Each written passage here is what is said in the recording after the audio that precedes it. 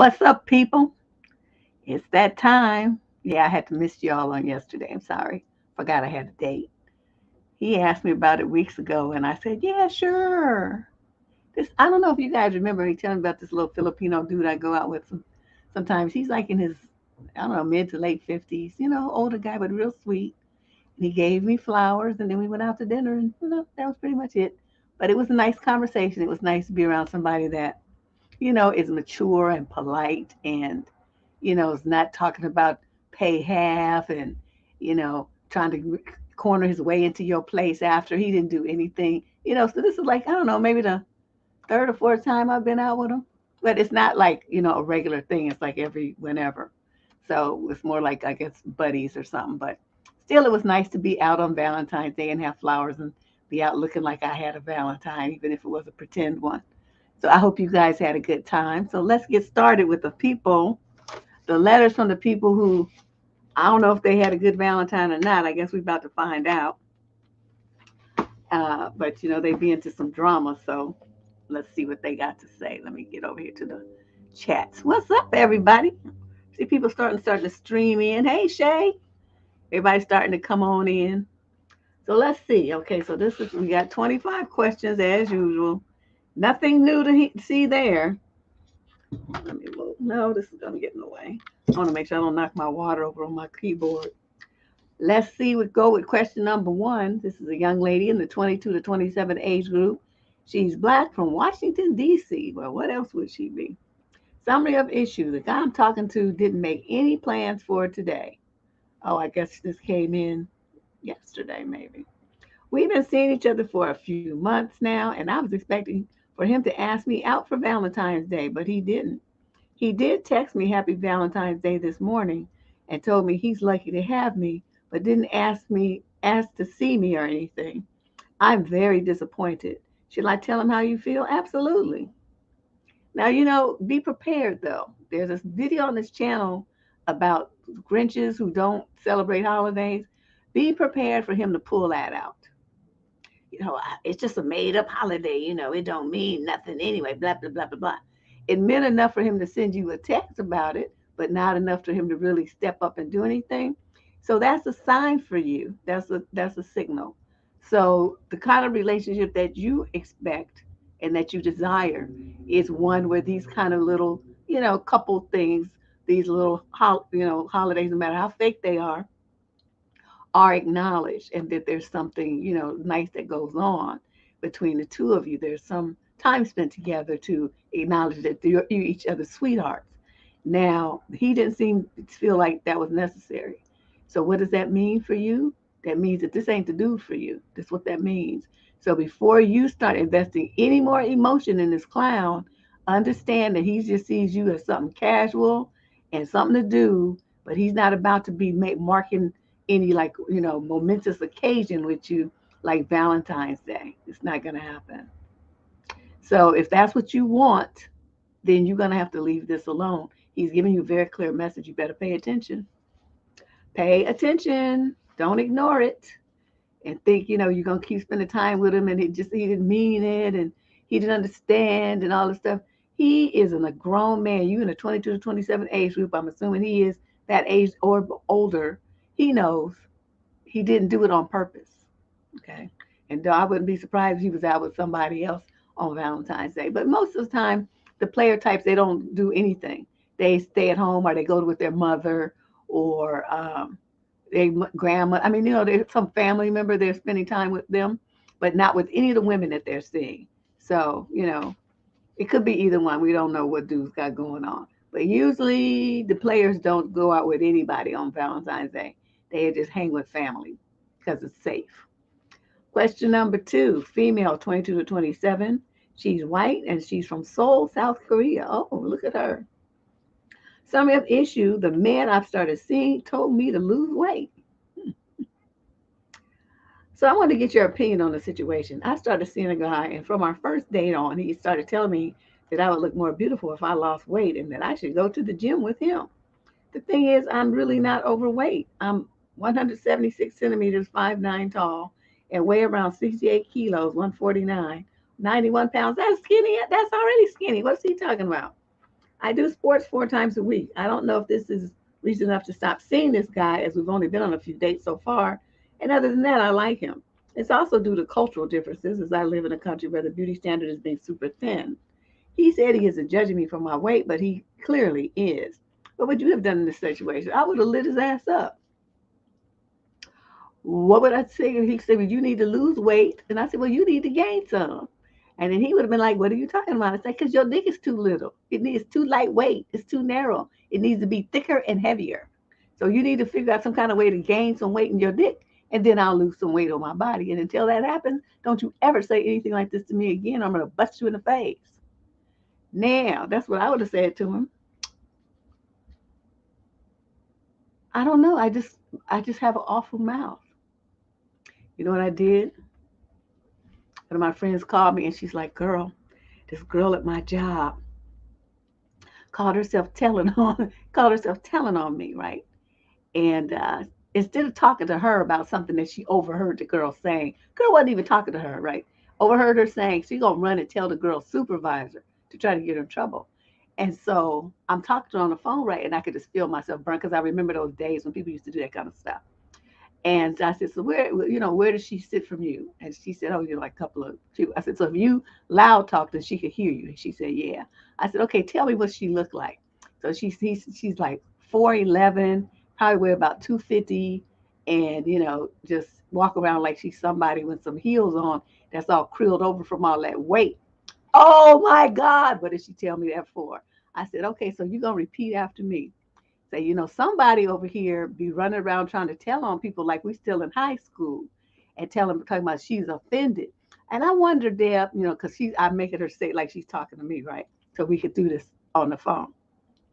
I wonder, Deb, if I said something that really was offensive, like how fat she is, or how short and fat she is, and how and I tell her it looks like a weeble. That's one of my favorite things to tell those short fat people. Say, tell she look like a weeble, or weebles wobble, but they won't fall down. I mean, if I said stuff like that, I wonder if she would get offended to that, or would she just accept it because it would be true? So she repeated what I told her word for word. And she said that girl was so mad. She saw her head to the bathroom and she was in tears. I'm like, winner, winner, pumpkin dinner, little bitch. I'm like, oh, she did the right thing though, because she called me right away as soon as it happened. I was like, yeah, let's get her. Let's show her. But usually I don't like to talk about people's weight and stuff like that. But in such a situation where somebody trying to get out of pocket, you're not gonna get out of pocket, not with no friend of mine, especially not my family, but a close friend of mine. You think you're gonna clown them? Mm-mm. We're gonna show you how to clown somebody. So yeah, so she said the girl went away in tears, and she can't say nothing because she was just saying. I was talking to my friend, and I was just saying I wonder what she would say if. I said, and that's what you're gonna say if they call you in. Say, I wasn't saying that to her. I was just saying I wonder if she would find that offensive, like she found the other thing that I said offensive. That's all. I was just inquiring. Inquiring minds want to know, and what they gonna say. Well, she heard you. Well, she shouldn't have been listening because that was a private conversation. I was on the phone with my friend. Little, like, don't play bitch games because I'm a win always, always. So let's move on to question. We did the little skinny girl question. Let's move on to question number 3. Male in the 35 to 41 age group. He's from Vancouver. Summary of issue: how to show my family that she's the right one to marry. I am 35 and I've decided that I want to marry my 27-year-old girlfriend. She's perfect for me and it's the right thing to do. However, my parents are very much against it against the decision, even though we have had lengthy talks about it. A big problem they have is that she has 2 children from a previous relationship. Is there any way to convince them I'm making the right decision? Sir, you are 35 years old. You know what? You don't have to get your parents' permission, buy-in, consent, approval, nothing. You don't need anything from them. You're a grown-ass man. So you need to go back and tell them, well, I was just telling you, I wasn't asking your opinion or your permission. I'm going to do what the fuck I want to do because I'm a grown man. So you don't have to like it, but this is what's going to happen. So get over it. You bargain. No, this is not the way grown men handle themselves. I mean, it's nice that you want them to be all happy for you and stuff. I could understand that. But now that you know that they're not, if that woman makes you happy, that's all that counts. If you like her little kids and they like you, that's all that counts. Don't worry about your parents. Let them be over there and be a little miserable by themselves. Hey, y'all. I just don't understand all this worrying about what parents say. I mean, I didn't even really worry too much about what my parents said when I was a minor. I mean, I kind of listened to them, but then I would do what the fuck I wanted to do. And I'm still that same way. So, whatever. I wouldn't have cared what they thought. I probably wouldn't have asked them. I just would have got married and then said, oh, yeah, look, I'm married now. And then that's how they would have found out about it. Question number 4. This is a male in the 35 to 41 age group. He's Caucasian from Austin, Texas. Summary of issue: my sister-in-law is having a destination wedding that could cost us $5,000, but we can't afford it. Should we just borrow more money? Okay, before I even read what you wrote, because I'm seeing a whole bunch of words here. Let me look and see. Oh, yes, honey. Oh, my. You just went off and on and on and on. But let me see if I can sum this up. So you have 3 kids under 7. She's doing a destination wedding that's $5,000 per couple. This is her second wedding. Okay, she got divorced. Okay. At the time she announced it, which was a year ago, we just said we would see if we could save that much and we would try. We aren't sure though. My wife takes care of the day-to-day budget. I'm not blaming her, but it got away from her. And when she did make a mistake, she didn't raise the alarm bell and didn't try and stop the bleeding until it was too late. When I discovered it, our $3,000 in liquid savings was drained, and we had $7,000 of debt on a credit card. Okay. So as of November, instead of saving towards a $5,000 trip, we are now $10,000 in the hole. I've taken over the budget completely to try to get everything back on track, which is what you should have done in the first place. Okay, so we have a mortgage and a $40,000 household line of credit for a vehicle purchase a few years ago that we aren't paying off as fast as I'd like. I had to put $7,000 on the credit card on the line of credit. Obviously, my wife is upset about missing her sister's wedding, even though she understands why. Plus, we haven't been away anywhere since their kids were born. On top of that, her sister is pissed and has removed her from any of the wedding conversations. Now we have room on the line of credit, and we could just say screw it and borrow even more money. But that's how you get into trouble financially. I have a feeling my wife would just wait for me to say screw it and book it. What would you do, Deb? Strict with the financial responsibility decision or not go to the wedding? Or borrow all of it and inflate your debt more? Hell no. Deb has a horror of debt. That's why Deb has been driving a bucket for 20 years. Deb, the car, I'm going to have to break down and, it's time. But just the thought of taking a car note just makes me just lose sleep. I don't like debt. I have one credit card that I keep the balance $1,000 or less at all times. And I just can't do debt. I just cannot do it. So that wouldn't even be an option for me to go into debt to go to somebody's second wedding. What happened the first time? And you think everybody gonna be paying $5,000 to come see you smile and walk down the aisle when you could do that right over here for like 1/20th that much money? I would not be going. I'd be saying, I'll just watch it on YouTube. Make sure that you live stream it, and that would be the end of that. I'm not going into debt for that. Just to go to her sister's wedding. And your wife, you know how you turn this around and say, look, if you had done what you were supposed to do, we would have been able to go. So this is your fault because you were supposed to be, instead of us saving money and adhering to the budget and paying the debt down, we ended up, $17,000 in more debt because of you. So the money that we would have spent, the $5,000 that we would have spent to go to your sister's wedding, we can't go now because of you. So all the shit that you was buying that you don't even probably know what you even bought, just wasted money. So this would be a good lesson for you to never do that again. That's what I would tell her.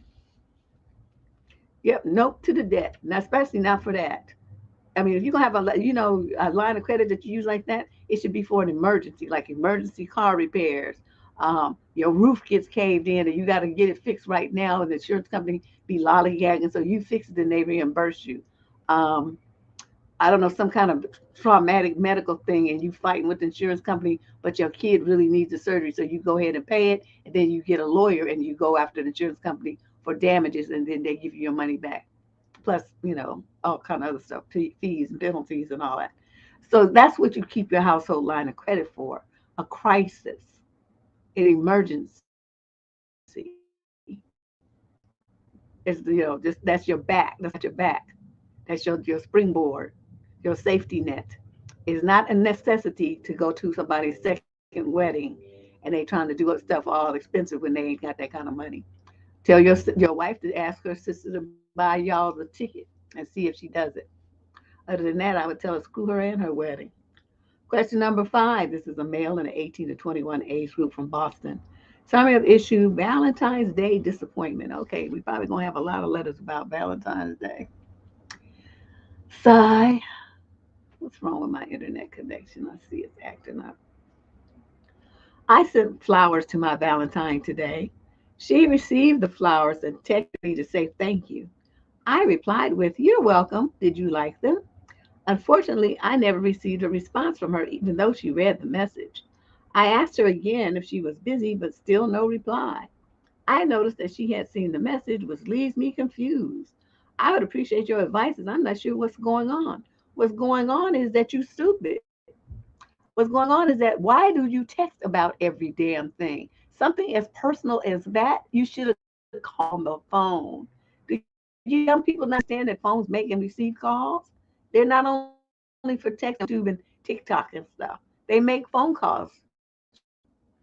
And when you're a man, which you're supposed to be at this point, 18 to 21, you call women.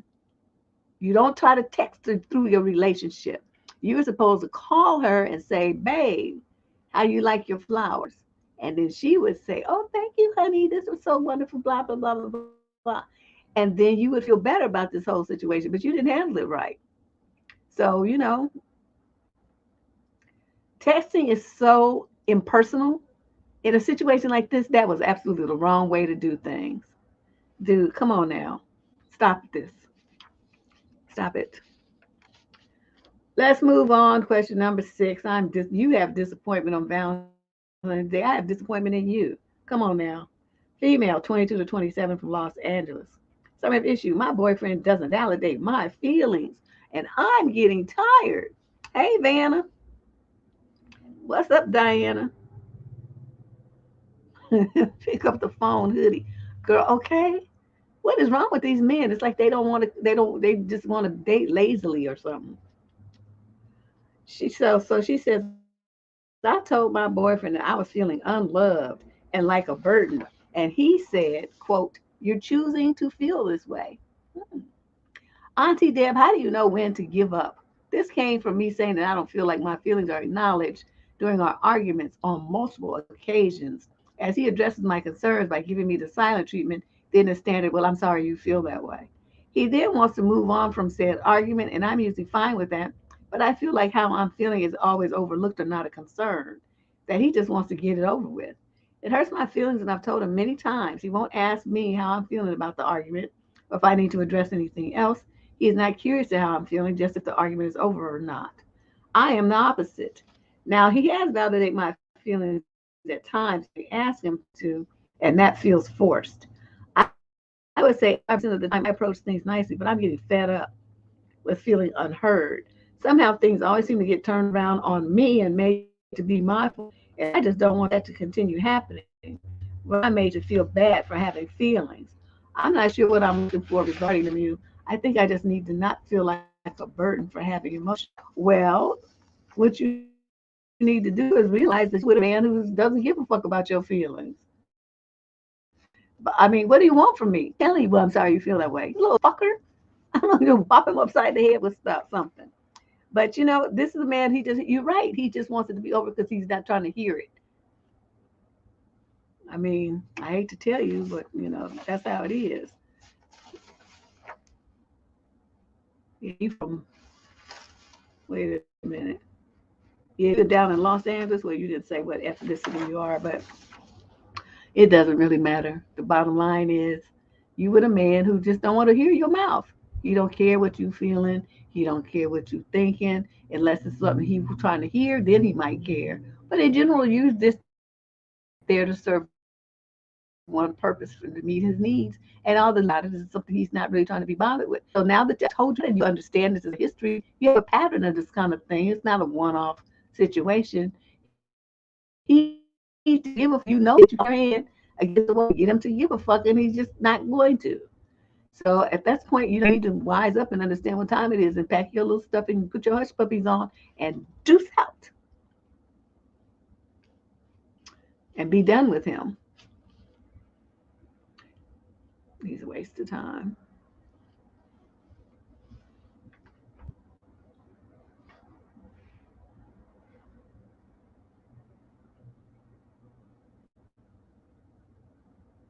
Okay. Question number 7. This is a male in the 28 to 34 age group. He's African American from Columbus, Ohio. Summary of the issue: how do I address a coworker that's becoming increasingly anti-female? Hmm. It all started with talk of his divorce. He's still hurt from that, which I'm sympathetic to, but it eventually evolved into more problematic comments. We are both black males. Anytime a relationship issue is discussed, it's somehow the woman's fault. A lot of Ray Ray and Tyrone dog whistle comments. I actually do like the guy. He's been very supportive when I talked about past trauma. However, his opinions on women are legit scary. How do I address this? Well, he's a coworker. He's not really a personal friend. If you know, start observing him. If you see that he says these kind of snarky comments around or to the female employees, then you go right, you got to report it.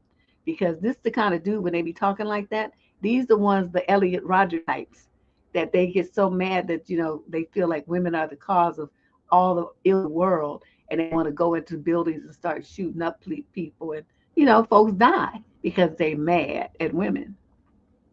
So be very careful with this.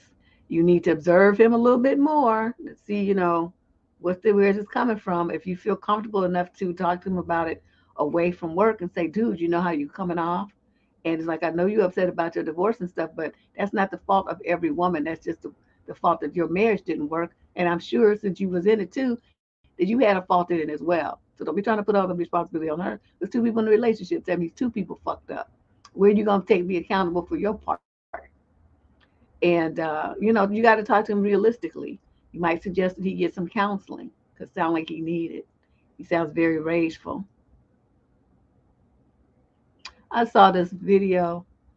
Where was it? I don't know, somewhere online. Anyway, it popped up where this man was mad at his ex-wife. And first he tried to ram her house with a car. That didn't work too well. I forgot why.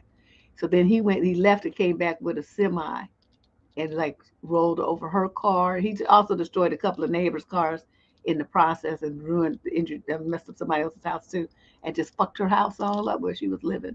Hopefully, it was owned. If it was a rental, then that's that homeowner, the person who owns the home is going to be all messed up. And it was crazy. I mean, they sat there, whoever this was, they filmed the whole thing, and he drove down the street greeting everybody, hey, good morning and stuff, and then ran to the house, kept doing backing up, ramming, and it's like, what in the world made you this upset? How could you not manage your emotions any better than that? So he's going, because with the value of the destruction of the property, he's going to prison for years behind that. So now you get to be mad and you get to be by yourself fighting off predators in prison because you couldn't control your emotions enough to just go somewhere and cool off. Go have a drink and go to sleep. Jump on a plane and go to lay on a beach somewhere. You couldn't do any of that. You had to put yourself in a situation where you fucked up every other place. I mean, cars just all fucked up. And so, what if they need their car to go to work or something? Now they go outside in their car. They can't even drive their car because he mad. He was mad. So this thing. I'm telling you all of that because this is the kind of undercurrent of anger that results in those kinds of behaviors. So, three people's cars that were totally innocent got taken out. The neighbor's house got jacked up, so they had thousands of dollars worth of repair. And the lady's house where she lived, it's just, I don't know what they're going to do with that house. After a semi truck done rolled in there 2 or 3 times. So, yeah, take this seriously. Take this seriously. Whew. Question number 8. This is a female 18 to 21, age group from Nashville, Tennessee. Son of issue. I'm wondering if I dealt with a guy who creeped me out the right way. Also, am I just being paranoid about him? Hey, Auntie and Candace, I am an 18-year-old university student and I commute through public transportation to get to school. Normally, I take the bus and it's generally pretty normal and quiet ride. However, yesterday, some random guy who looked to be about, I don't know, maybe 25, sat next to me, and it was still a pretty normal, quiet ride for the most part. For the last few minutes when he started talking to me, he told me my scent is really nice and then I smell good. I said thank you, and then he asked me what the scent was exactly, and I answered. Then he started asking me more questions like if I go to school and what I study. He also talked about his own schooling and he goes to a different university than me. He's lying. He seemed relatively normal. I could kind of assume he was trying to make small talk out of boredom or something. He also asked if I used to go to school from a particular station, and I said yes. See, no. I was already getting creepy vibes just from him asking if you go to school and what you study. That's none of his damn business. And that's what I would have told him. Looking back, I definitely should have lied or been more vague, but he was generally seemed to be pretty normal and like nothing was really wrong with him. Anyways, when he asked my number and I didn't feel comfortable doing that, especially since we had only been for a few minutes, I didn't really know how to say that in a polite way, I guess. So I just gave it to him. Again, I should have maybe been gave him a fake number or something, but for some reason that just didn't occur to me. And like I said, he didn't seem too weird at that point. Oh my gosh, little girl. I have some people on my phone where I basically got their number. We had a simple 2-minute conversation over text, and then we never spoke again. So I just figured it would be something like that. Anyway, he started texting me stuff like, "How's your day?" And I replied, not thinking too much about it, but I was starting to get weird feelings about him. Then he asked me what time I'd be at the station tomorrow morning. At that point, I was kind of getting this weird gut feeling again, so I didn't reply. Then maybe 2 hours later, he just texted my name. Again, I didn't reply. Then this morning he texts me saying good morning and tells me to let him know when I'd be at the station so we can ride the bus together. I don't reply. For some reason, I'm getting scared at this point, even though he didn't say anything super weird necessarily. So I decided to just stay home. He texts me a few hours later and asks if I'm okay, which is generally a nice thing to say. But again, I felt weird about it, so I just decided to block him because I got creeped out seeing his messages and stuff. I think I'm going to go to a bus or train at another station for a few weeks to avoid seeing him. However, that station is still relatively close to the one I usually go to, so I'm kind of scared of seeing him. Oh my God, you poor little innocent, not knowing game thing. Basically, I'm wondering a few things. For one, am I just being paranoid about this guy? He had an accent, so I know he's not from where I live. So maybe these things may are making me freak out are just cultural differences. Was blocking him the right way to deal with this? Should I do or have done something else about the situation? Let's go to the beginning. You're sitting on the bus. There's other seats. That's why, as a young lady, when you're sitting by yourself, don't sit on the inside seat. Sit on the outside seat. Put your stuff on the inside seat. If a woman comes and she wants to sit down, you move your stuff and you let her sit on the inside. If some man comes and he wants to sit down there, you move your stuff and let him sit up, down, and then you get up and you go to another seat. That's why you want to be on the outside. So you have that, you can move, you can make moves. If you have to go sit next to somebody else, you go get away from him because there's no reason for him to want to sit next to you, except for as long as there's a lot of other empty seats. There's some monkey business afoot. Normal men, if they just go be taking them, they're not going to go sit next to some 18-year-old kid because they know it's going to be, it's not going to look right, and she's going to be uncomfortable. But if they're predatory types, they're going to make a beeline to you. Always know that. Okay, so then he sits there and let's go over the situation. I want to explain this step by step so young ladies listening to this will understand if this happens to them, what to do. Okay, so he's sitting there. I told you about the seat thing. He tells you your scent is really nice and you smell good and you said thank you.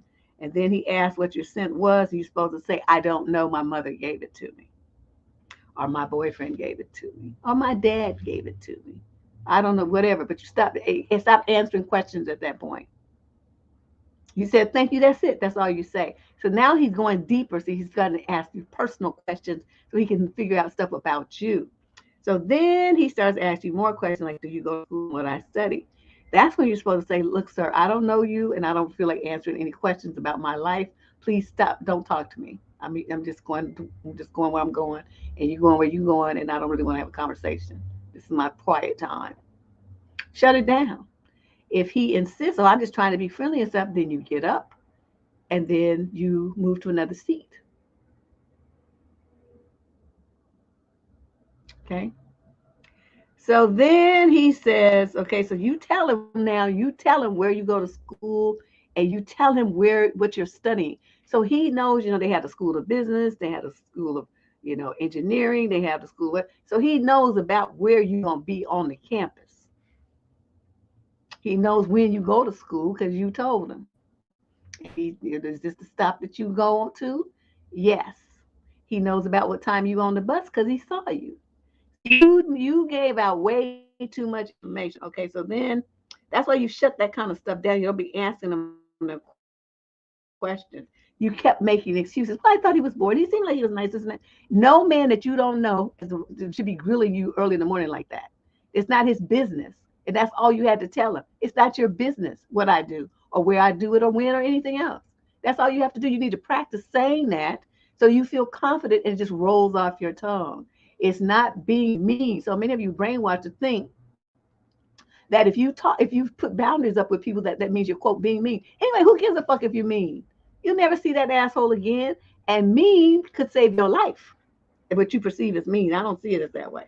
Okay, so then you made a fatal mistake of giving him your phone number, your real phone number.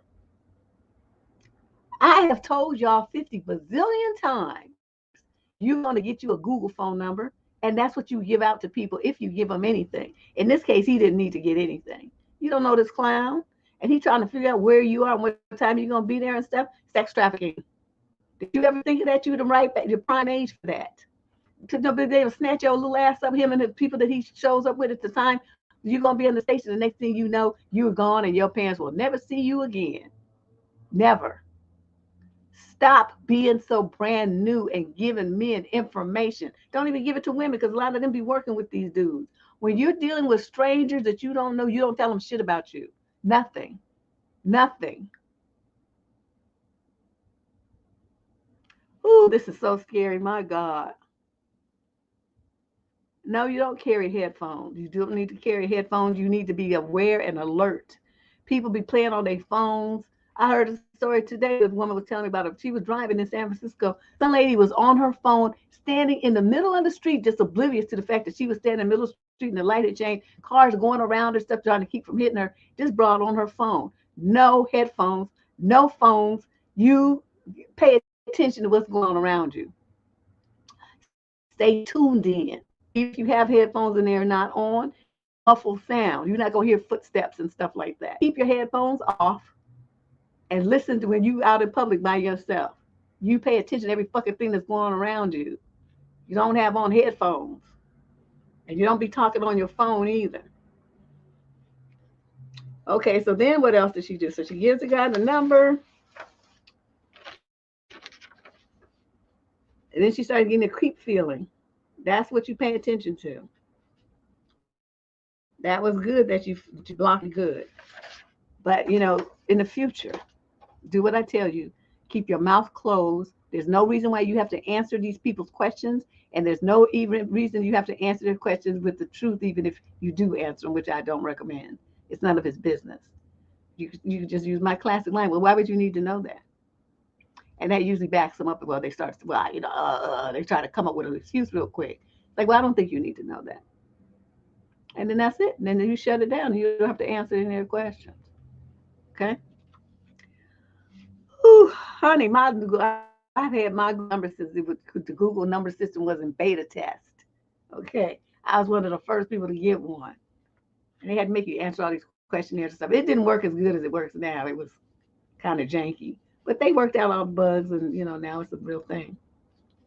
Question number 9. This is a young lady in the 22 to 27 age group. She's from Detroit, Michigan. Summary of issue: my boyfriend cussed me out and went off on me because someone stole his dog while it was in my care. Deb with like 900 exclamation marks. As I was walking my boyfriend's dog, this guy stole him from me. The guy had a gun. I was so scared to fight back. I am so devastated about this dog being stolen, but I don't know what he expected me to do. When I explained that the guy had a weapon, he still didn't care.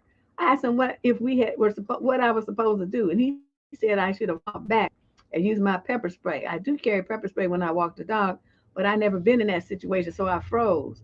I understand the situation is so horrible, but to just cuss me out and disrespect me wasn't called for. Please give me any advice. I'm not sure if I should break over him due to his reaction. Oh, absolutely. Absolutely.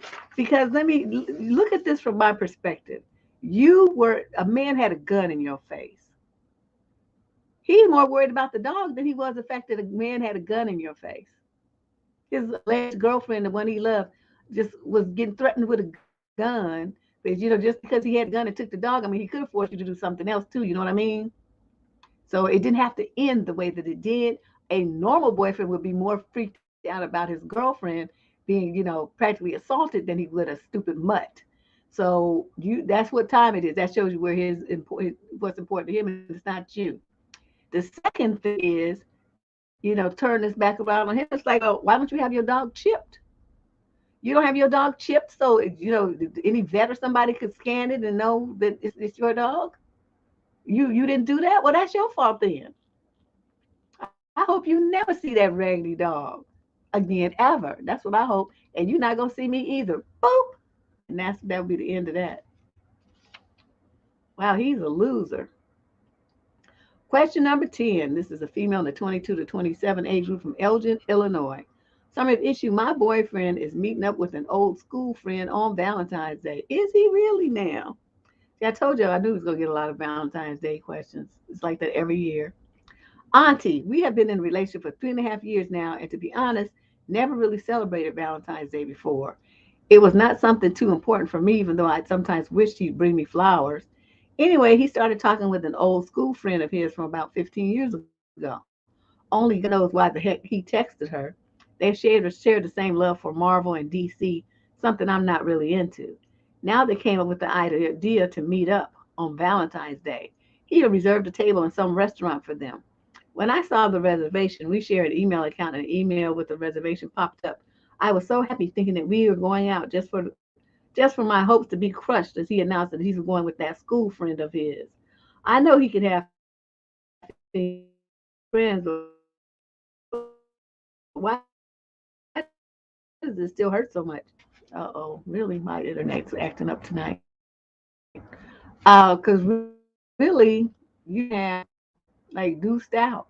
It's gonna if this the fact that he reached out to that. I mean, are you putting these dots together? He reached out to this girl that he hasn't really been in contact with for 15 years. Spring for on Valentine's Day and make a reservation at the restaurant and this whole nine for her, which is something that he's never done for you. So do you understand what that means? I mean, I see you writing me, but I mean, it's very clear that he values her and that's who he wants.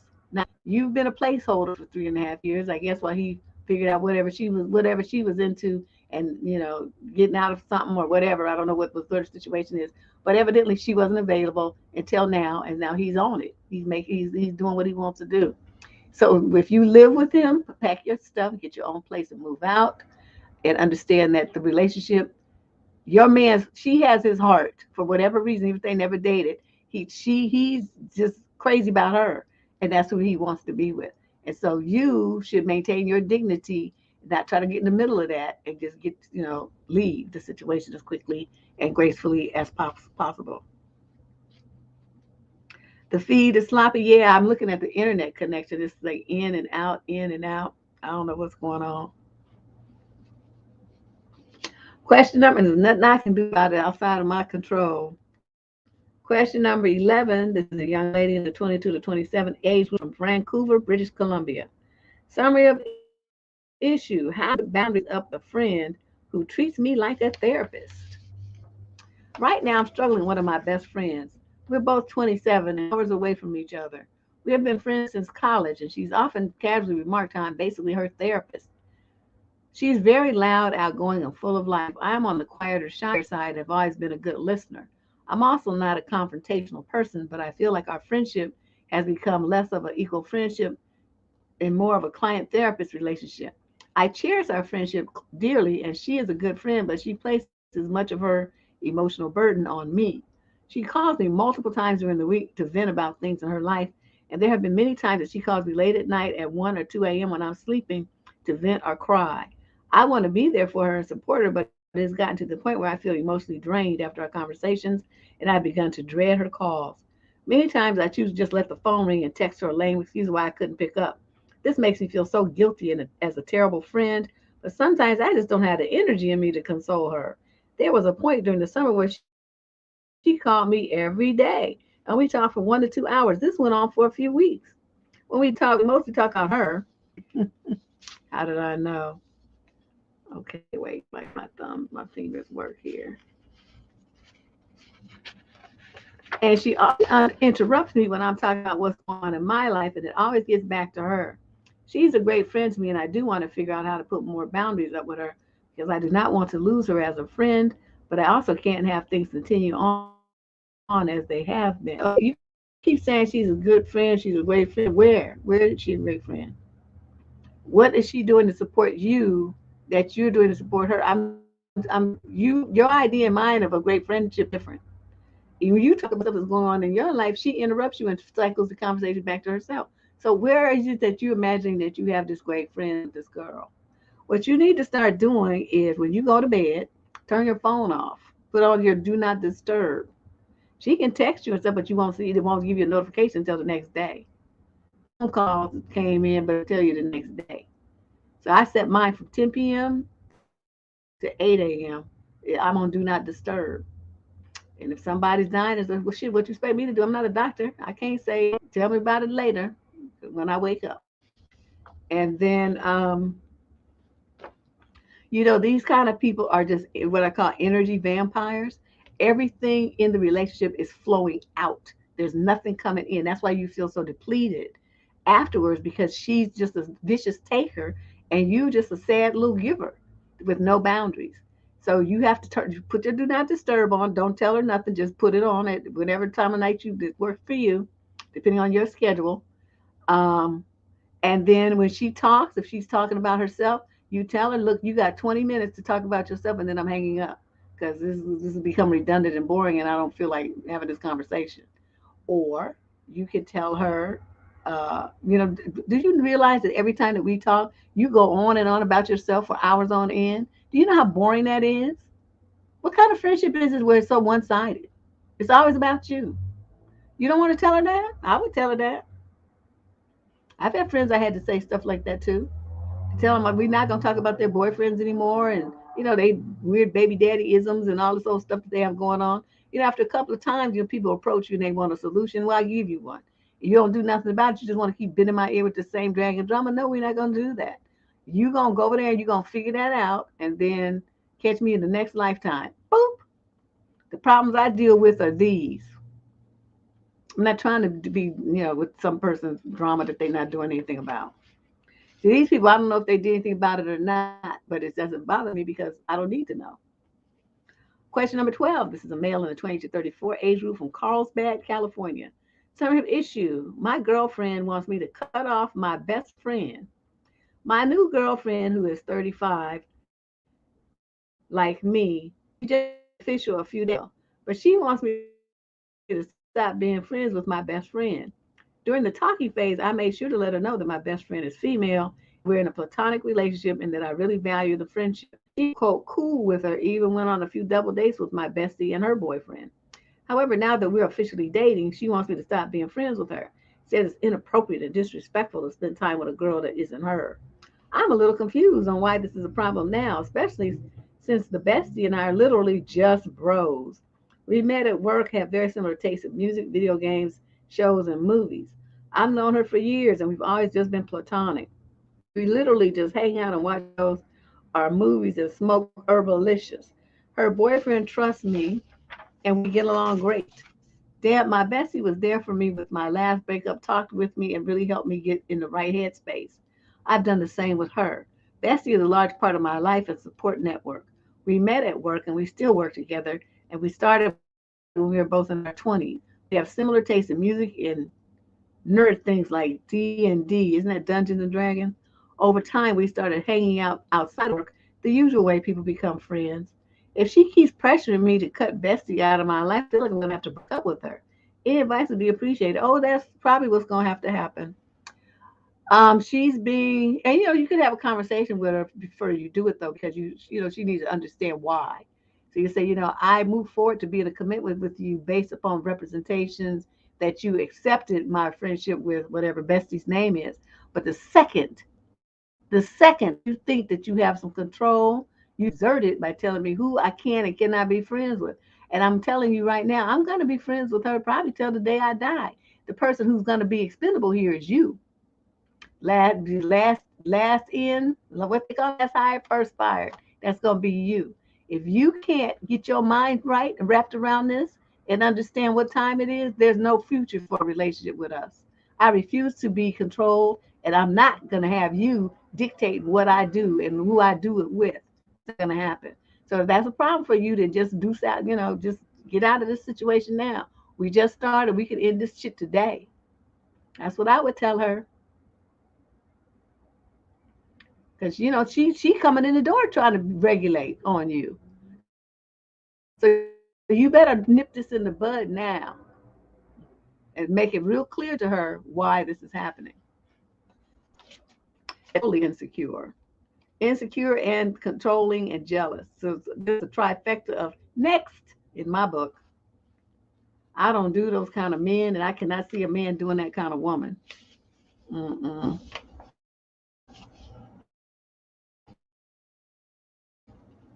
Can't do it. Question number 13. Oh no, my printer. Oh Lord, this is terrible. I hope I can make it through. I didn't realize that printer ink is kind of not doing too well here. Female 20 to 34 from London. Summary of issue. How do I set boundaries with my friend who is always negative? Oh God, two weirdos in the world. I'm 30 and I have a friend who's 29 and she constantly is negative.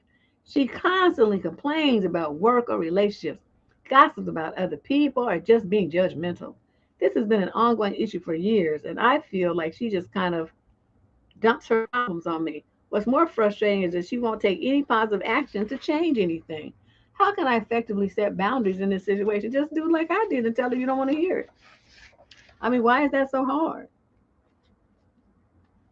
Say, you know what? You just a downer. Everything out of your mouth is something hateful or just negative. And it's like, being around you would make me just want to just slip my wrist or something. I just cannot be around you like this.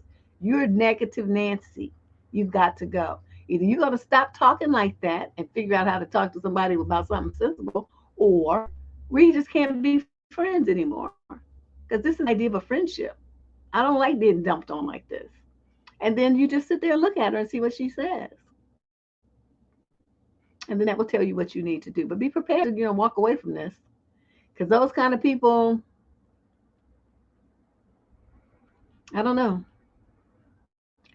Yeah, they man, they just make your blood pressure high, your heart races and stuff because you if you're an empath type of person, you're gonna assume, you kind of absorb their negative energy. So you have to be very careful with that and stay grounded and stuff. And when I figured out that's why when I had all these people complaining in my life, why I was so exhausted all the time, and it was like their negativity made me anxious, and I couldn't sleep. I was grinding my teeth and my sleep. It was awful.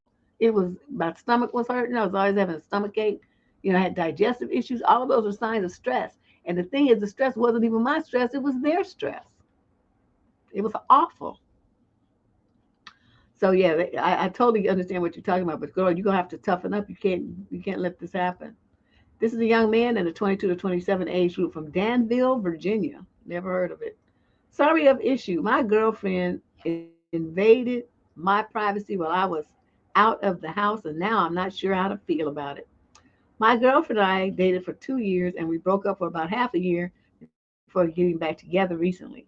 I'm 25 and she is 22, if that matters. This girl has a lot of insecurities and an anxious attachment, which is a big factor that led to our initial breakup. In the past, I had caught her multiple times going through my phone while I was in the shower. I had confronted her but never got mad, but told her how it made me feel. When we got back together, we got back together recently, and we agreed to work on our problems together to build a healthier relationship. But the other day, my friend was staying over at my place. I had to leave for an hour to go run an errand while she stayed at mine. When I came back, everything seemed fine, and we got along with the rest of the date. Later that night, however, I noticed that things were in drawers in a different order than had been earlier. I hadn't gone through those drawers that day, so I knew something was weird. Uh-oh, the jig is up. Oh my God, this typing.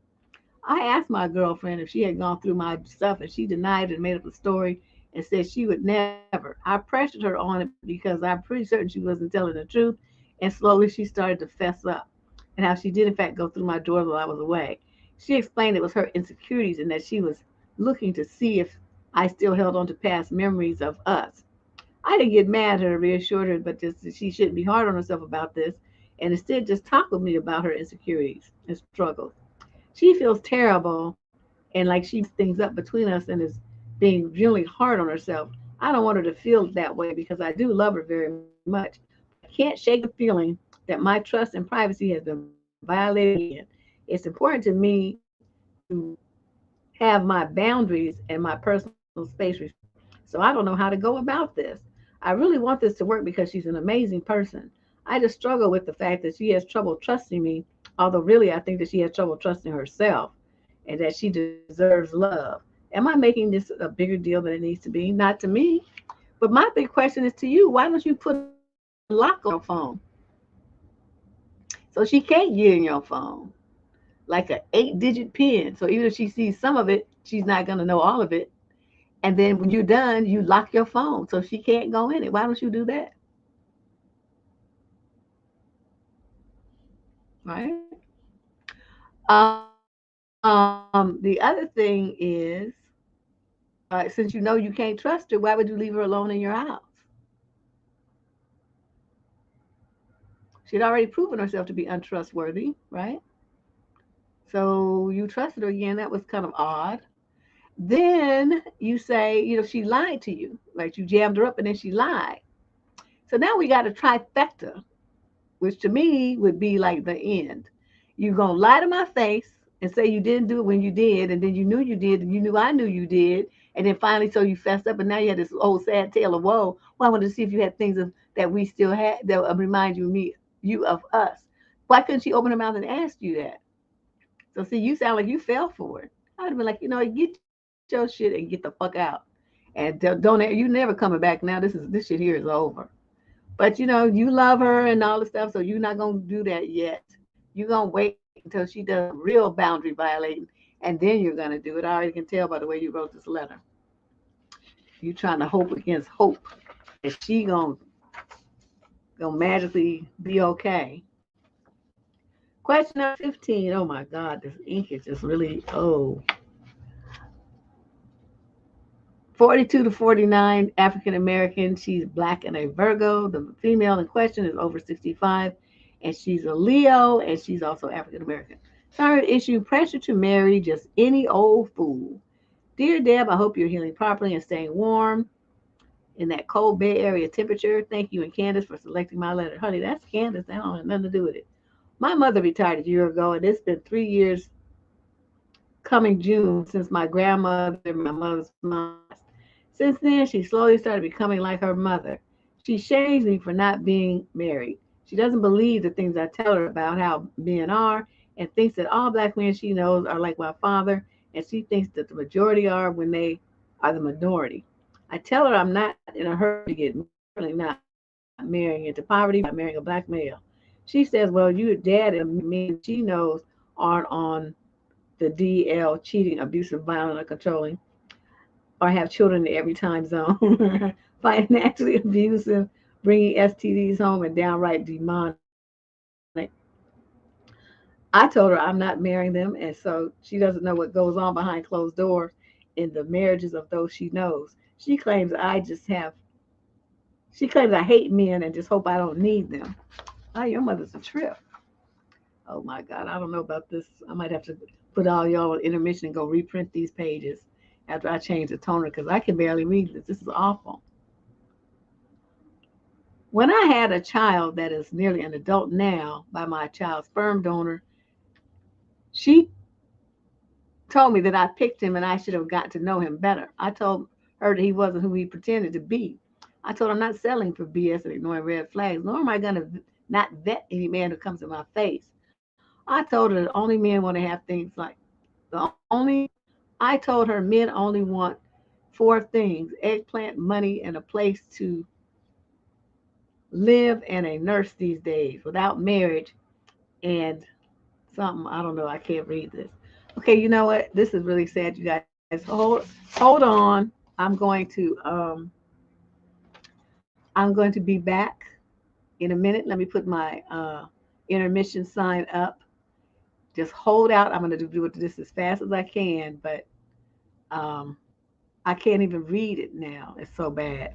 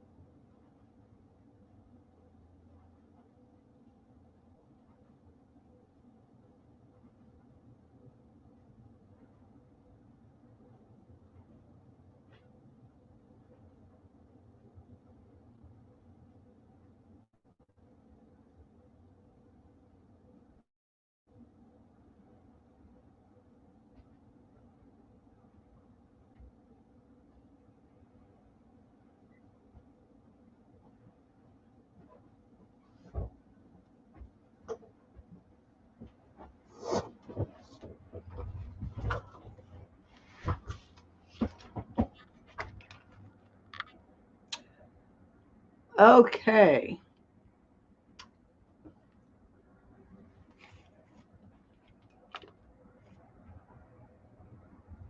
All right.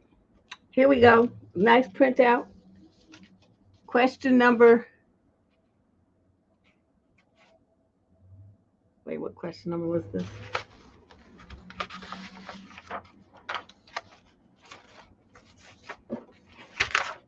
Okay, question 15. This is the one about the woman who has the mother who's on her case about the break is over. I'm back. The break was you don't know, I had to go all the way downstairs, change the toner cartridge that was in a sealed box, then put it in there, and then come all print it, and then come all the way back upstairs.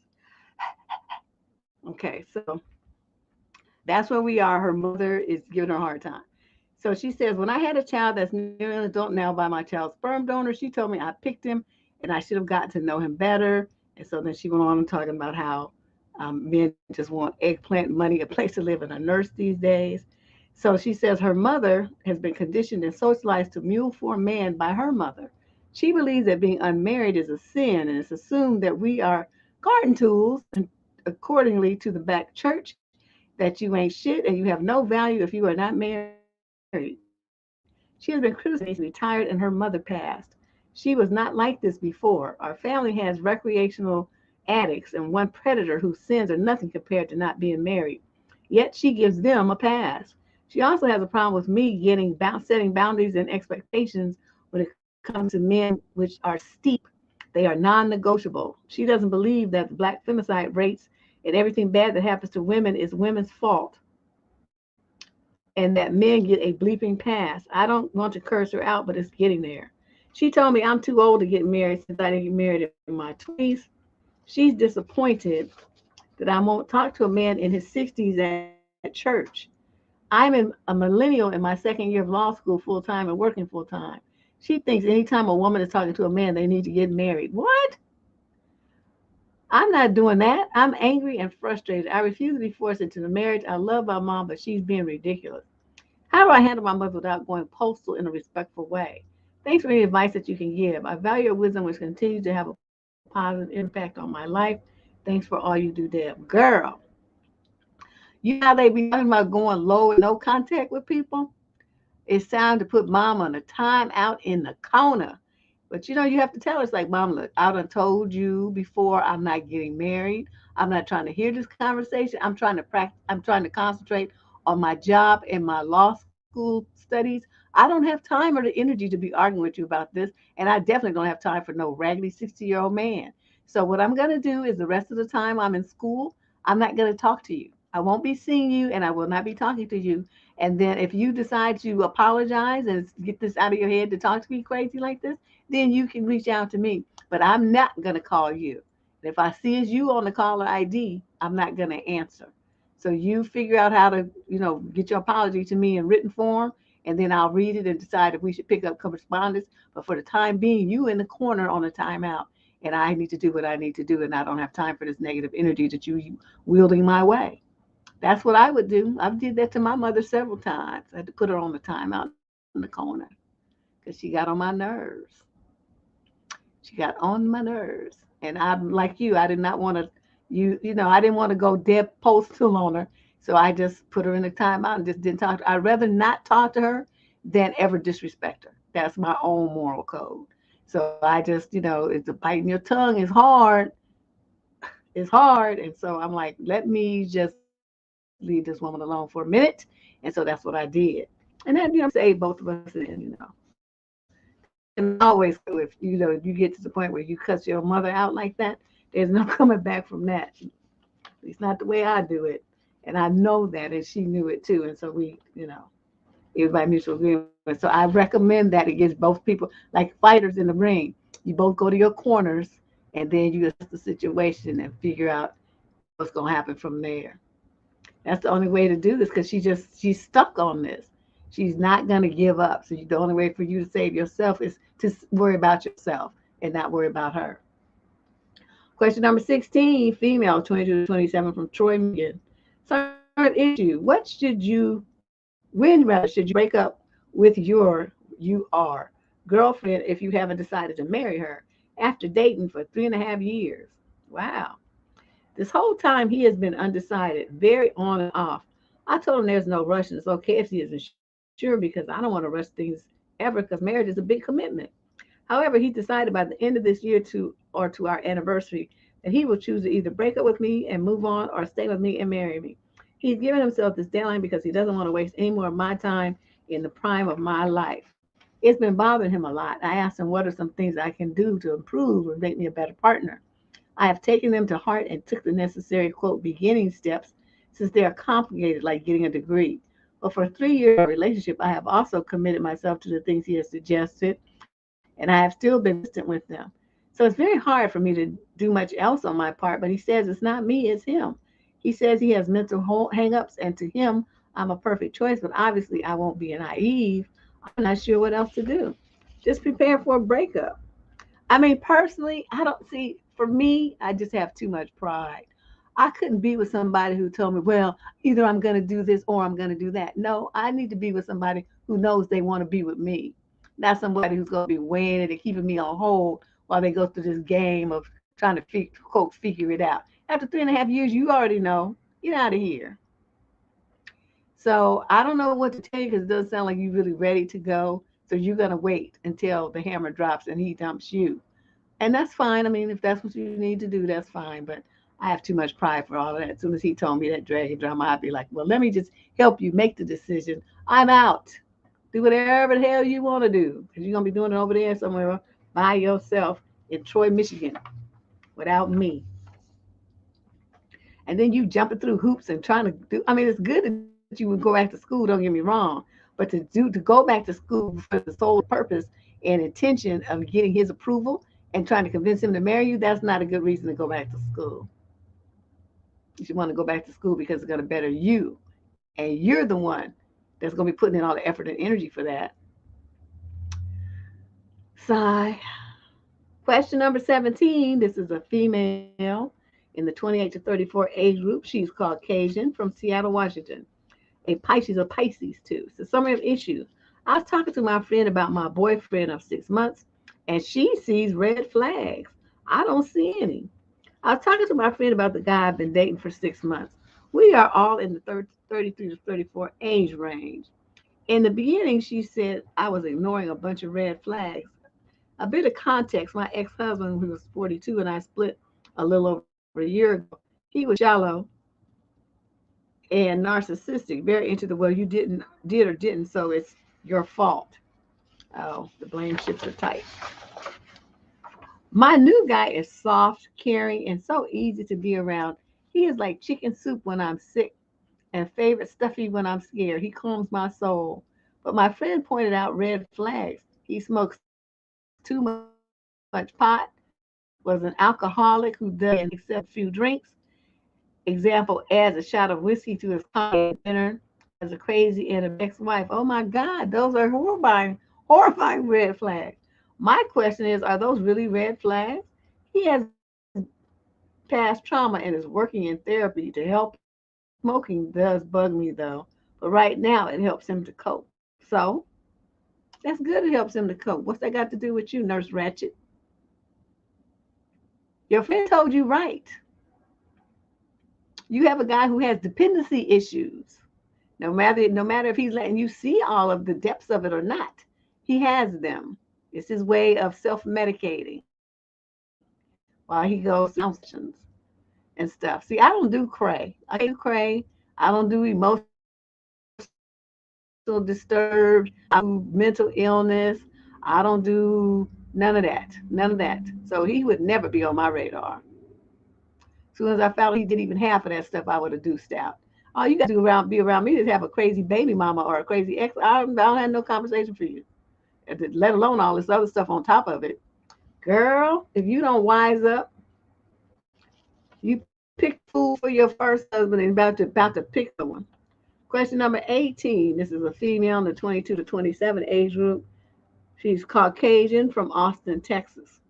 Summary of issue: Christian men loitering in our apartment complex and waking me in all the night neighbors at 8 a.m. every Sunday morning with their knocking and religious bullshit. Okay, that was a big summary of issues. I'm going to pull my hair out and so are my neighbors. Maybe 4 or 5 months ago, a group of like 15 to 20 Christians with religious flyers decided to walk around our entire apartment complex with like 800 units every freaking Sunday morning, starting at 7 a.m. and ending at 9. They walk to every damn door, loudly knock for several minutes if you don't answer, and then go to the next house. My only day to sleep in is Sunday, and for the past few months that he's been gone, who's been gone? Okay, whatever. Once I'm up and can't go back to sleep, and these damn nutty religious people are knocking to preach, never fail to wake me up. Things I've tried by my door: no soliciting sign, no religious soliciting sign, do not disturb handle hanger, sleeping baby sign, a handwritten sign saying, please do not knock, tell me about your religion. I only get today to sleep in. Please move on. Have a nice day. Guess what? I think they're messing with me at this point. I'm typing this out. It feels ridiculous that me and all my neighbors are still having this issue. I did ask the police line if they could do anything, and they said no, unless they are loitering after we ask them to leave our door. Please give me some creative ideas, Deb and Squad, so I can be the hero of my apartment complex needs next week. Okay, this is what y'all do. I was thinking about this as y'all go and everybody get a bullhorn. Everybody who wants to invest, get a bullhorn. But you probably only need maybe two for each floor. I don't know how many units you got on the floor. 800 units, that's a lot. But okay, so enough people need is 800 units, so you need at least 200 bullhorns.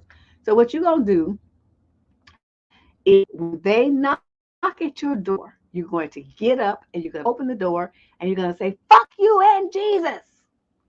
And if all of you say that, and you do it right in their face, right? Because it's going to be loud as fuck. It's going to hurt their ears, and that's what you want. You want them to suffer some kind of punishment for waking you up all the time. And then if enough of you do that, they'll stop coming to your place. They will stop coming to your place. They will stop knocking on their door because they don't want their ears to be burst, their eardrums burst, and they don't want to be talked about like that. But you say crude, I mean, whatever you want to say, that would be just what I would come out of my mouth. But whatever you want to say to them, you say it and you use that bullhorn 4 or 5 inches from their ears, honey, they will quickly leave you the fuck alone. And all y'all do that. Everybody has to be in on it. So everybody has the same reaction. Everybody does the same thing. Might be multiple of you doing it at the same time throughout the complex, but they'll get the message. That's what I would do. My grandmother, she would probably open the door and throw some hot bleachy water on them. But I don't want to do that because, then that could be seen as assault. I don't want to do that. What you want to do is just use a bullhorn so they can't say it's assault because you didn't touch them. Nothing landed on them. There's no weapons fired. There's nothing. No dog sicked on them, nothing. You just, since it seemed like they wasn't hearing you, right? That's what you could tell the police if they call them. We've been through this time and time again. I even called you guys and asked you about it. It seemed like they couldn't hear me. So I figured if we got bullhorns and said it real close to their ears, that they would be able to find the ears and understand what we're talking about. So that's why we did it. And that's what I would tell the police if they came.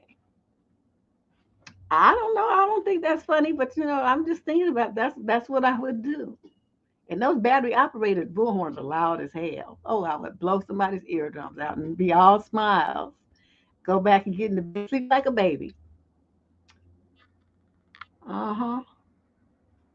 So that's what you do. You guys spread the word at your apartment, and y'all go in on Amazon and order like 200. Everybody chip in. Y'all order 200. What you call them, bullhorns, and then you go to work. Question number 19. I think that's a fabulous solution. Question number 19. 20 to 34. Ocala, Florida. The male in question is 28 to 34 also. Summary of the issue. I just want to ask your advice. I'm dating an unstable and immature man. Why are you doing that? So we're in a relationship for 1 year and 2 months. I've been seeing red flags such as immaturity, sloppiness, and being a fault finder. He likes to dwell on the uncomfortable areas of the problem instead of the resolution.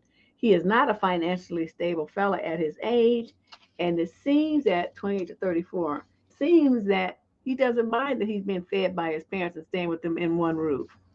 Part of me wants to help him develop these red flags, But I don't even know if that's my responsibility or will these things even change. I'm in the edge of wanting to end the relationship, but I'm still thinking if there's something I can do to save him and save the relationship. No! Take your cape off. Your ass ain't Wonder Woman. Fuck out of here. He is a grown kid. Still living with mommy and daddy who are still taking care of him. What the fuck you think you gonna do? He's not a baby. It's not a project for you. You need a project and take your ass back to school and take carpentry or something and build. You want to build something like that. Build some bookshelves or something sensible. Something you could learn how to do and make some money. Building up a nignog that's stupid is not going to do anything that's beneficial to your life. Okay, he's not bringing anything to your world. Why are you wasting your time? This fool wouldn't be on my radar.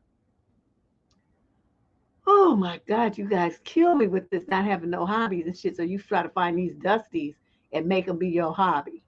Girl, if you don't slap yourself and get your shit straight and get away from this fool, next thing you know, your dumb ass will end up pregnant and you be sent there with a baby by an idiot who still lives with his parents and can't even help you take care of the kid. I know you that type. Looking at, yeah, I have to save the relationship.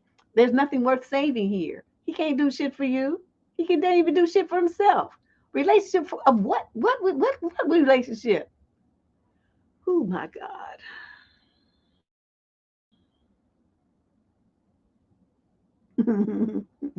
I swear these girls, they just be killing me. Just killing me. All right, let's move on. I don't know what she's doing.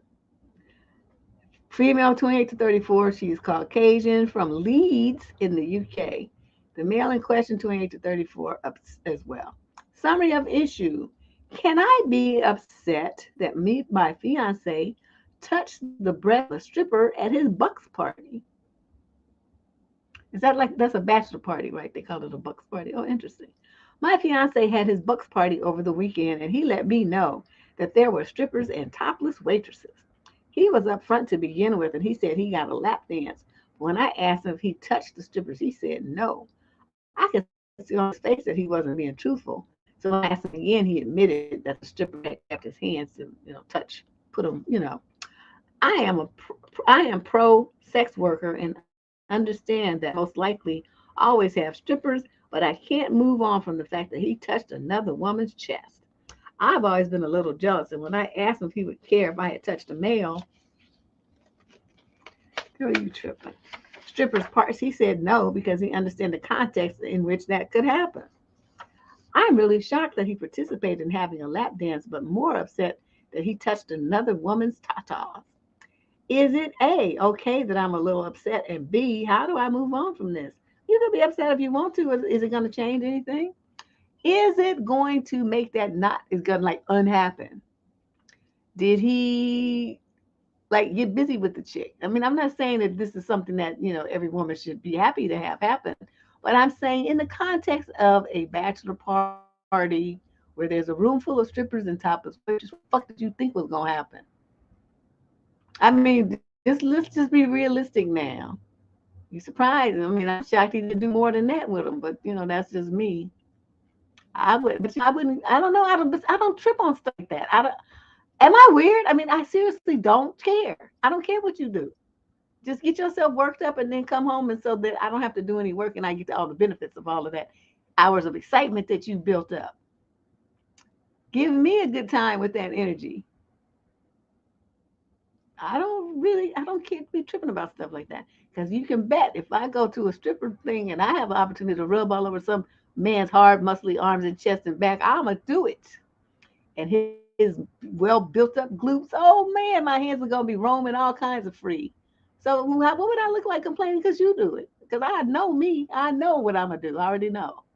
There's no way in this world I'm going to look at that and I'm not going to touch it. So that's just the way it is. Yeah, who cares about that shit? I mean, just touch away, just work, knock yourself out. And at some point, you should just get to the point where you felt enough of them because they all feel the same. You know what I mean? It's like I don't know. She's tripping, but girl, yeah, you can be upset if you want to, but like I said, it's not gonna change nothing. And how do you move on from this? Because you decide that you're gonna move on from it, and then you do because you're a grown woman and you can do that. The second that you put your mind to moving on from it, it's history. But as long as you keep dwelling on it and picking at it and like an open sore picking at it, then it's going to stay bothering you. I don't know what to tell you. Question number 21. This is a young man in the 22 to 27 age group. He's mixed race from Houston, Texas. Third issue, is confidence really that necessary to attract women? I've also always been insecure. I'm really self-critical, indecisive, and shy. Of course, you could tell me that I could work on myself and become more confident, but no matter how much self-improvement I have done, it has never made me more confident. Is confidence really that necessary to be attractive? Because I can't imagine ever being confident. Maybe I can become not as insecure as I am right now, but I can't become confident. I will always be self-critical and shy. Well, of course you're going to be, because that's what you're telling yourself. See, the mind is a powerful thing. Whatever you tell yourself you can manifest, I can be this, I can achieve this, I can win this, I can gain that, I can do whatever you tell yourself is what you're going to do because you told yourself that. And who do you know better than you is you. So the you that's inside is believing the you that's telling yourself all this negative stuff. And so it becomes a self-fulfilling prophecy. You're telling yourself that you're a failure. And so the you that's sitting there listening and saying, yeah, I am a failure. Oh my God, I'm a failure. I'm always going to be insecure, shy, and weak. I'm just defective and wrong, and nobody's ever going to want me. Those are the messages that you're telling yourself. I never tell myself stuff like that. As far as I'm concerned, the sun rises and sets on my head. The whole earth was created because it was a place for Deborah to rest at and to exist, a plane on the earthly plane. That's why this world is here because of for me. That's how I think of myself, which is totally inflated. I understand that, and it's absolutely funny. But I'm just saying it as the opposite. We're at the opposite ends of the spectrum. I think everything is about me, and you think nothing's about you. And so there's no way a man like you would be attractive to a woman like me, or even a woman would have as much confidence as me. Not the first time you whined, I would be done with you. The first time you acted insecure and jealous, I would be done with you. The first time you needed some kind of extra support and encouragement and stuff like a big ass baby, I would be so turned off, I would just like walk away. So you have to understand a woman who's insecure and stuff like you, they might be doing well, but y'all probably would drive each other crazy. But if you want a woman who's a mover and shaker, who's exciting and interesting and smart and funny and who's going to be like all over you, romantically interested in you and stuff, it's not going to happen until you fix this attitude about yourself. So, you say you try to work on yourself, but obviously you don't have a skill set for that, my brother. So maybe you should investigate some therapy with a professional counselor because you're not going to go anywhere in life with this self-hatred attitude. It's not going to work for you.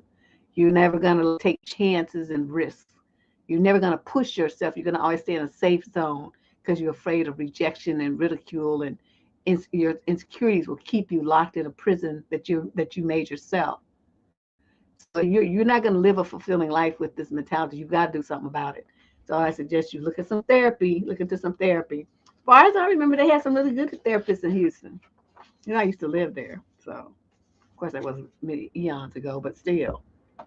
Question number 22. This is a female in the 22 to 27 age group. She's African American from DC. The male in question, 22 to 27, also Black. Summary of issue. How can I transition our friendship to a relationship? Thank you for choosing my letter. I've been friends with my male best friend for 5 years now, ever since college. I'm 23 and he's 24. When we first met, we both liked each other, but at the time he already had a girlfriend, so we decided to just be friends. I decided to date the guy since he wasn't available, but I still liked him even under our friendship. And we communicated a lot. However, we both had firm boundaries and we've never kissed all these years. But now we're both single and not dating. We hanged out recently and he said that he had so much fun he wants to see me again. I still feel the same way after all these years that I really like him and I think he feels the same way. The problem is that I'm really not sure. Nowadays, he usually compliments me a lot, and I think he's flirting, but I just brush it off like it's nothing because I'm not sure. I even asked him one time to hook me up with one of his guy friends on a blind date, and he flat out refused because he says his friends are not my type. I asked him what his type was. He said that he likes dark-skinned girls. I'm clearly brown-skinned. I feel like maybe he would not like me back simply because of that. Other than that, he's the perfect guy for me in every way, and we connect on a deeper level. And he's been a very good and constant friend throughout all these years. Why can't he vocalize how he feels about me? Should I make a move? I don't want to be rejected again since the last time I made a move and told him that I liked him. And he said that he likes me too, but he had a girlfriend. But now we're both single and I think we both have a chance. Well, you said you only hung out one time, right? So can we give it a little bit more time? He said he had a lot of fun. Let him have a lot of fun a couple more times and see what happens. Don't rush this. Okay, you waited whatever number of years. Just you can wait another couple of weeks. It's not gonna kill you. You want to be like you're doing fishing, like the analogy I always give. You're gonna set the hook. You want to make sure he takes the bait. You don't want the hook just be in his lip so he could jump off the hook. You're gonna swallow the hook so you reel his butt in nice and slow. He ain't getting off the hook and he's gonna be yours. Okay, but you got to be patient. Be patient, grasshopper. Be patient. Don't rush this. Give him a few weeks of enjoying the company with you while y'all both single, and let him get a feel for what it would be like to be in a relationship with you. So then chances are, he's going to make the suggestion because you asked last time, right? So the ball's in his court.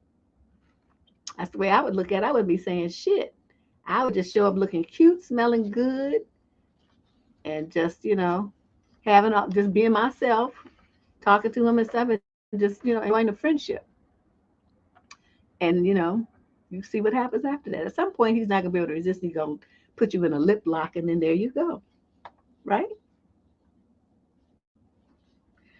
Yeah, I'm just seeing what you guys are talking about. The confidence. Yeah, they have to have it. They have to have it. It just doesn't work. Me and her are scary. It just doesn't work.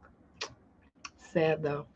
Question number 23. This is a young lady. Well, I guess you're not that young. 35 to 41. Man from Manchester in the UK. Summary of issue. My husband hurt my feelings by watching sports on his phone when we were out at lunch. My husband is 41 and I'm 35, and we finally had one of our first free weekends in a long time. We stayed at a place with a pool. We had dinner out and went shopping the next day. It was so nice. We were having lunch at a cafe before heading back to the kids, and he got on his phone and proceeded to watch a football match in the middle of our lunch. I expressed my displeasure, but he continued to for some time before he eventually stopped and made a range of excuses. I feel really upset about this. Is this reasonable? How would you react if your partner behaved this way? I would have snatched that phone from him and probably stomped it because I have a bad temper. He was like, "You broke my phone." I was like, "You bad good. You don't break your jaw. You acting like this." So that wouldn't have worked for me.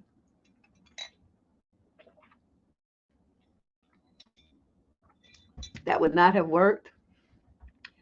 But I don't know.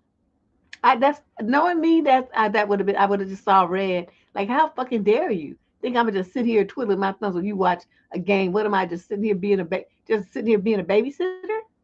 Just babysitting you like you're a kid and I'm just gonna sit here and watch you on the swings and play in the sandbox? We're not gonna do that. You're gonna interact with me like a husband, or you gonna get the fuck out of my life. That's what you're gonna do.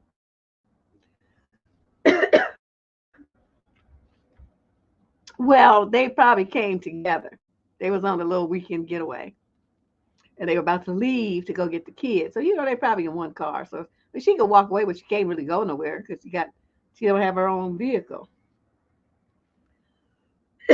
Question number 24. This is a young lady in the 28 to 34 age group from Rochester, New York. God, why am I coughing all of a sudden again?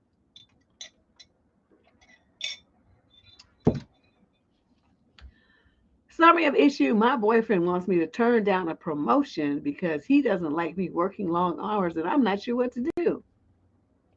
I am 28 and recently got a fantastic career opportunity that will require me to be on call weekends and work in a very high pressure, fast paced, competitive environment. My boyfriend, he's 30, thinks that I work too hard and my career isn't worth sacrificing my health and happiness for. To be fair, he says the same thing about lots of men too, his dad, his uncle, his male friends, etc. There are no double standards. He tells me when I'm stressed, he's stressed, and he doesn't want to be around someone who has constantly gives off hyper focused workaholic energy. Sounds like a gentle ultimatum. I think I love him so much I'm willing to cave in. Have you or any of the ladies here ever been in this situation? What decision did you make and did you regret it? I would never give up my future and my money for a raggedy ass boyfriend. This would not even be a discussion. I wouldn't be asking permission, and that's what I would tell. It's like, I'm not asking you. I'm telling you this is what I'm ready to do. Now, if you don't like it, then we can just break. You can just go on your way, and I'll go on mine. But my pockets is gonna be fat, and I won't have to worry about what I'm doing because I just have to be spending none on you. So you go, okay, go ahead, bye bye. I would never do that ever, especially at your age. You're 28 to 34. You're in a prime career building age group right now. So you turn it down opportunities. Then the older you get, the fewer are going to come your way because they want young people. This is your time to seize the day and make the best of it. You don't know that you'll be stressed and all this kind of stuff. You don't know that. You might love it. But you judging, but he's basing his fears on you not being around to cater to his needs. Fuck you. Are you gonna make up the money? That's the one that you could give him that option. It's like, okay, well, the difference between what I'm making now and the difference what I'll be making this position is this much per month. Are you willing to kick that down and compensate me for not taking this job? If he says no, of course not. That's too much money. This and that. They'll say, well, then I'm taking the job. End of story. Because see, my thing is that you got to pay the cost to be the boss. If he's not willing to compensate you the difference in pay so that you don't have to take it, so he can still have you around and be cooking and sexing him and doing whatever else y'all be doing, then he has to make sure that you're considered whole. That's what they call it in the legal field. You've been made whole, in which case you're not suffering any losses. And if he's not going to do that, then and you get it in the contract so that if he reneges, you can take him to court and get your money. I don't play about my money. I don't play about my money, and so that would be, I like I said, I wouldn't even have asked him. I just would have told him that's what I'm doing. I accepted the promotion, and he would have got mad, and I would have been like, "Who cares? I don't." These girls be killing me. You remember that's a boyfriend, honey. That's not your husband. Y'all don't have no kids that's gonna be impacted by it. There's no reason for you as a single woman to not do whatever it is that you want to do. And he either gonna be with your on your program or he can get to stepping because needs to understand his role. He's a boyfriend, and they don't have no status. They don't have no power, and they ain't running nothing but their mouths. He can't. He only got the power that you give him, which is way too much. Question number 25. This is our final question of the day. This is a female in the 22 to 27 age group from Oakland, California. Oh, a home girl. Sorry of the issue. I told a guy that I was dating, we only went on one date, that I was seeing two other people, and he said it was a weird way to think. Is it? No, it's not. You know about my pair and a spare dating program. That's what you're supposed to do if you're single and you ain't committed to nobody. I told him when I first started dating that I had mostly invested all my time into one person from the get go, and it bit me on the ass pretty badly.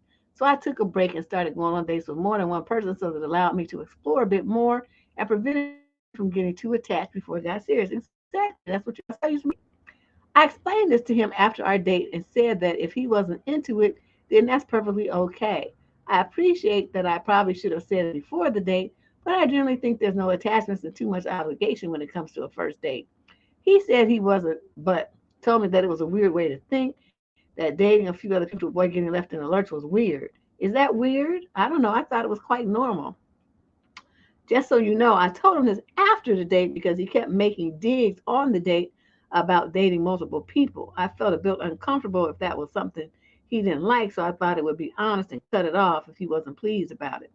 The bottom line is he's talking about, see, these that kind of dudes. I just put a short up about dudes who come in the door and want to act like, you guys got a commitment and he want to be your man and all sorts of shit here. You went on one day and he already trying to stake a claim and tell you who you can't see and how he don't like it. Nobody gives a fuck what he likes. He's not your man. I would have had to tell him that. But you know what? If you just meet somebody and they're dating a couple of other people and you just met them, why did you think that you had the right to limit who else they see? You're not that. You guys aren't a couple. She don't have no kind of commitment. She doesn't owe you anything, and neither do you owe her. So there's no reason for her not to be dating other people. You should be doing the same. So what is it? What's this mess you talking about right now? What's you trying to say here? And let him explain his stupidity to you. Because just because there are some people like that. They only want to investigate one person at a time.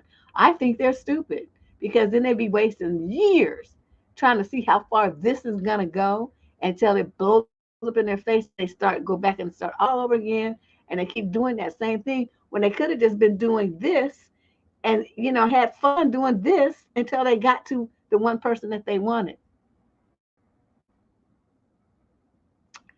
I think you did a good job. The only difference between you and me is I wouldn't have told his ass because it's not his business.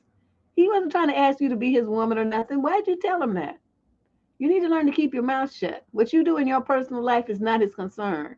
Now, if he asked, you guys been going out a few times, and he's like, you know, I was thinking about making this, you know, serious or something like that, well, then that's when you tell him, no, I don't want to be serious because blah, blah, blah.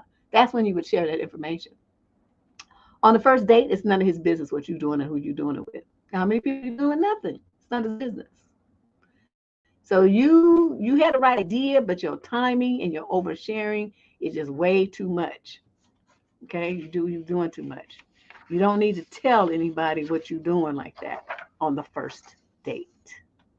So that's what I got to say. But you guys check out all these shorts I've been making. I'm making these little shorts and, you know, like 3-minute videos, repurposing some content, because as I'm going through it, like I had be dropping all these gems, right?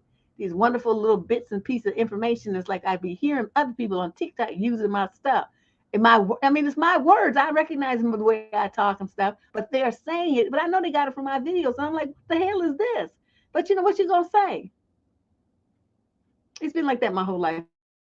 People always, you know, what I do, copy of me. But I'm like, okay, well, it's time for me to stop letting that happen and instead use my own content in my own way. But it takes time because I got to go sit there and listen to the video. So as you guys listen, if you hear something that you think would make a great short, drop me a line and let me know.